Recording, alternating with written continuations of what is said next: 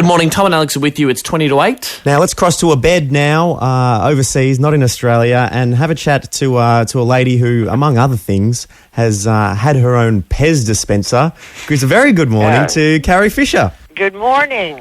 You're on a bed. We should explain that. You're not doing this phone live from a bed to promote. Yes, if I sound prone, there's a reason for it. Thanks so much for joining us. I'm sure you get this like all the time, but I'm a massive Star Wars fan, and it's really crazy to have you on the line. So thank you. I mean, how do you still deal with that 30 years on with Star Wars and people just geeking out all the time? Well, they don't geek out all the time, so that's nice. But people are really nice about it, especially children, So that's when it's more appropriate. When it's weeping adults, it's a little more disconcerting. How do you deal with that? Do you pat them on the back and say it's okay? Yes, give them some ice cream and some hot cocoa and calm them down. No, it's just, it was an iconic film, and it's an honor to have been in it. So, I can't really relate to them getting that excited. Though I loved Cary Grant, so...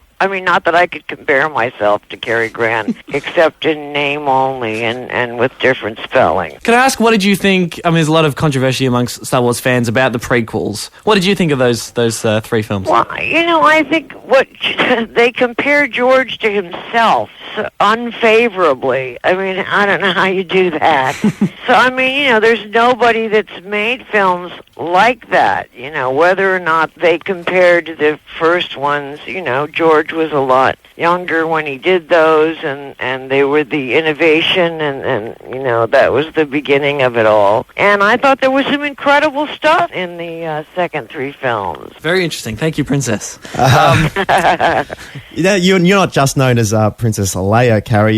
You're an author yourself. You've been on stage in theatrical productions as well, and you bring out a one-woman show, as it were, a bit of a monologue with the crowd about your life. Yes, bits of it.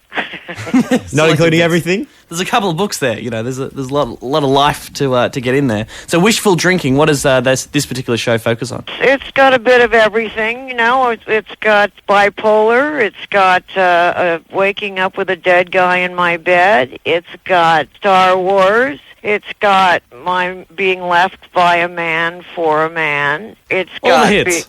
All the greatest hits. All killer and no filler, are we thinking here, Carrie? Well, it's sort of, if my life wasn't funny, it would just be true, and that's unacceptable. So it's funny. On Triple J this morning, Tom and Alex are with you. We've got Carrie Fisher on the line. She's bringing the show Wishful Drinking to Australia. And how long have you been performing this show, Carrie? For 3 years now. Do you get sick of it, surely? It changes as it goes along, just as, different things happen to me, or I start looking at the same things in a different way. But also the audience is sort of my scene partner, so, as the audience changes, the show changes. And why did you decide to bring it to Australia? You've done a lot of places in the US, and this is your first outside of America. Why is Australia on the list? Well, they asked me. And I love Australia. I've been there a bunch of times. I have some friends down there in Sydney, and did a sort of shoddy movie down there in Adelaide. And what was that movie, sorry? It was called Time Guardian. Fantastic. Oh, cool. I only took it because it was in Australia and I wanted to come down there. Fair enough.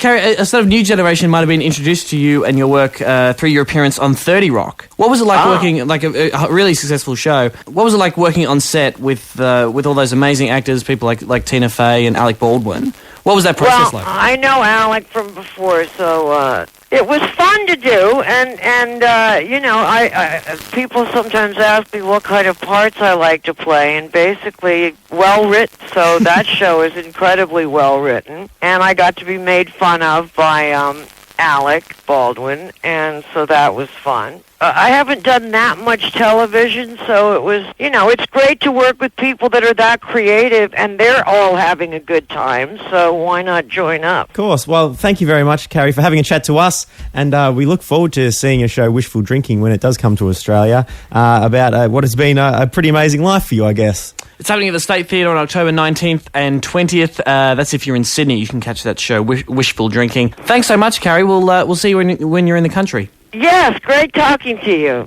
Tom and Alex on Triple J.